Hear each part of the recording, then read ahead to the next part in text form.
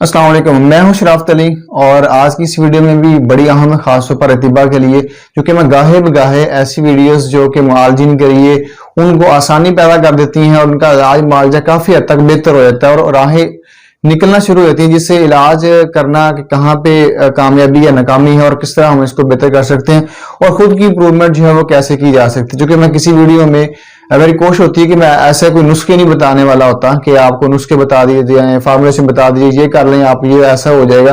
क्योंकि मेरे ख्याल में मछली पकड़ कर देने की बजाय उनको पकड़ना सिखा दी जाए तो ये ज्यादा मुनासिब और फायदेमंद साबित हो सकता है।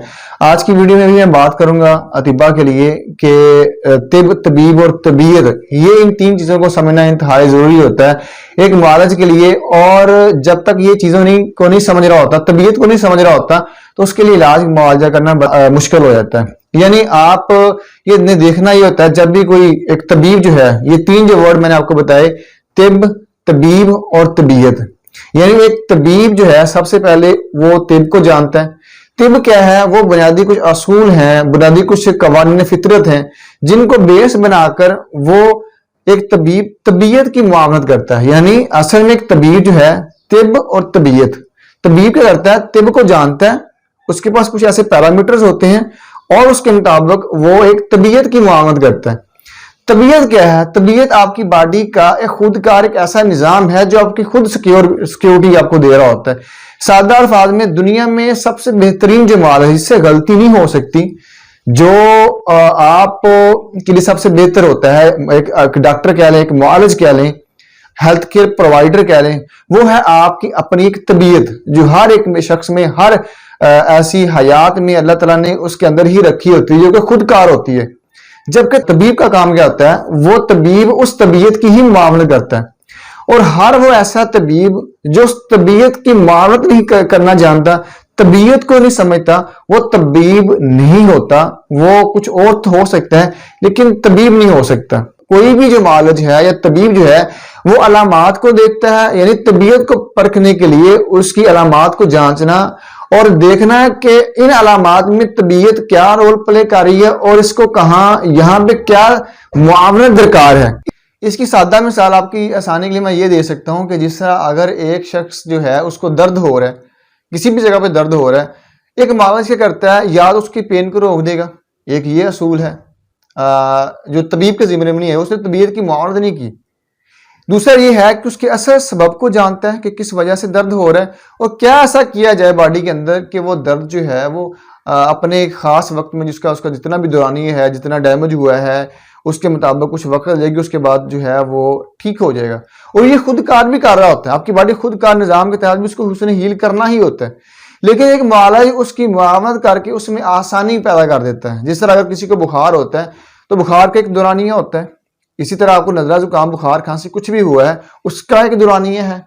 अब उस दौरानिये में मजीद उसको, उसके डेज को, उसके टाइम को लिमिटेड करना, उसको जल्दी रिकवरी करना, या इसकी सादा मिसाल ये भी है, अगर किसी को वॉमिटिंग आ रही है, अब ये नहीं पता वॉमिटिंग किस वजह से आ रही है, यहाँ पे वॉमिटिंग को रोकना दरकार है। तबीयत जो है उस मादे को खारिज कर रही है, क्या यहाँ पे उस उल्टी या क्या को रोकना जरूरी है या कि उसकी हेल्प आउट करके उस मवाद को खारिज करना जरूरी है। इसका सादा एक वाकया लेते हैं कि नबी पाक सल्लल्लाहु अलैहि वसल्लम के दौर में एक सहाबी आप सल्लल्लाहु अलैहि वसल्लम के पास आया और उसने बताया कि या रसूल अल्लाह, मेरे भाई का पेट खराब है। तो आपने कहा उसको शहद जाके पिलाओ। तो शहद पिलाया गया पानी के साथ, जिस तरह भी वो उसका पेट और खराब हो गया। फिर वापस आया, फिर बताया गया, यही जवाब मिला कि आपके भाई को फिर जाके अपने भाई को जाके शहद पिलाओ। उसने फिर पिलाया, पेट उसका और खराब हो गया।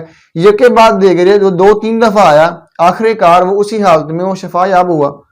लॉजिक क्या था कि असल में उस बॉडी के अंदर ऐसे कुछ फजलात जिनका जरूरी खारिज होना था, अगर वो नहीं होंगे तो बॉडी वहां पे क्या कर रही थी? असल में उनको खारिज कर रही थी। तो शहद देने से उसकी हेल्प आउट होगी और हेल्प आउट होने से वो जो ही मवाद खारिज हो गया, तबीयत ने वो मोशन जो लगा रही थी उसने जो मोशन लगे हुए थे उसको फौरन से रोक दिया। अब वहां पे अगर उसको रोक दी जाए तो इंतहाई नुकसान साबित होता है। इसी तरह जो माहिर मुआलिज इस बात को समझते हैं कि जब भी मोशन लगते हैं उसके पीछे लॉजिक को देखा जाता है, उसकी मेन रीजन को देखा जाता है। यानी अगर जिगर की खराबी या जिगर में कुछ ऐसा मवाद रुका हुआ था, वो फटा, या कुछ ऐसा बॉडी के अंदर था जिसके फटने से आपको मोशन लगना शुरू हो गए, یعنی کہ وہ مواد کیا دیکھتا ہے، اس کی علامات کو پوچھتا ہے، اس کی حالت کو پوچھتا ہے، وہ دیکھتا ہے کہ یہ موشن کس وجہ سے ہیں، یا کہ کوئی پھوڑا تو نہیں اندر تھا، یا اس کا وہ مواد خارج ہوا، یہاں پہ موشن روکنے ضروری ہے، یا آپ کو اس کی مزید ہیلپ آؤٹ کر کے اس کو خارج کرنا ضروری ہے۔ اسی طرح جب آپ یہ جان لیتے ہیں، میری ویڈیو سے آپ کو میں نے یہ تو نہیں بتایا کہ یہاں کیا کیا کنڈیشن تو کیا کرنا چاہیے، یہ آپ کے اندر ایک مائنڈ کے اندر یہ سوال ضرور پیدا ہو جائے گا اس ویڈیو کے اعتبار سے، آپ یہ جان چکیں گے کہ طبیعت کیا ہوتی ہے، طبیب کا کام کیا ہوتا ہے، اور طب کو کیسے جان کر اور کیا آپ کی ریئیکشن لینا یہاں پہ ضروری ہے، کیا کیا لرننگ آپ کے لیے ضروری ہے، تاکہ آپ یہ جان سکیں طبیعت کیا ہے۔ اور طبیعت کو اگر آپ جان لیں گے تو آپ کے لیے پھر بڑا آسان ہو جائے گا کہ طبیعت کی ایک معالج یا ایک طبیب کیسے معاونت کرتا ہے، اور طبیعت اصل میں ہے کیا۔